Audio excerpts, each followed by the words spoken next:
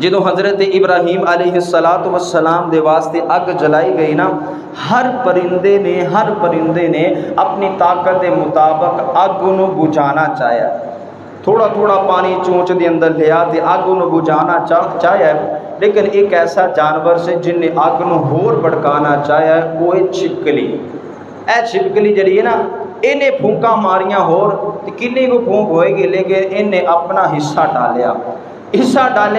آقا فرماندے نے کہ چھپکلی نو مارو تے پہلی ضرب دے اندر، پہلے نشانے دے اندر مارو تے کنیاں نیکیاں ملن گیاں؟ 100 نیکیاں ملن گیاں۔ کنیاں ملن گیاں؟ 100 ملن گیاں۔ اگر پہلا نشانہ مس ہو گیا تے جڑا بندہ دوسرے نشانے دے اندر مارے گا انہوں 75 نیکیاں ملن گیاں۔ اگر دوسرا بھی مس ہو گیا تیسرے نشانے دے اندر مارے گا انہوں 50 ملن گیاں۔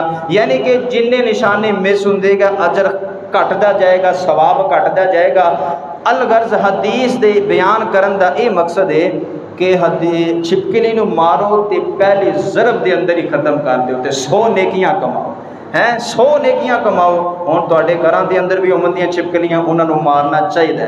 نبی پاک صلی اللہ علیہ وسلم نے مارن دا حکم دیتا ہے، اور نبی پاک صلی اللہ علیہ وسلم نے فرمایا چھپکلی نو مارنا اے ثواب ہے، چھپکلی نو مارنا ثواب ہے۔ سیدہ عائشہ رضی اللہ تعالیٰ عنہ گھر دے اندر ایک نا لاٹھی رکھی ہوئی سی، پوچھن والے نے پوچھیا بھی اے گھر دے اندر اے سوٹی لاٹھی کیوں رکھی ہوئی ہے؟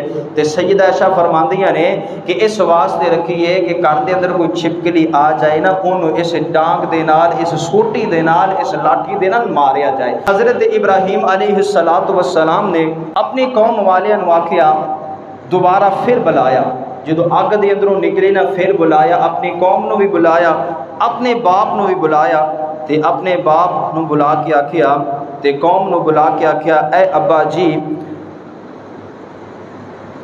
کہ میں تانوں بڑی دعوت دیتی سی، بڑا تانوں سمجھایا ہے، لیکن تسی میری ایک گل بھی نہیں مننی۔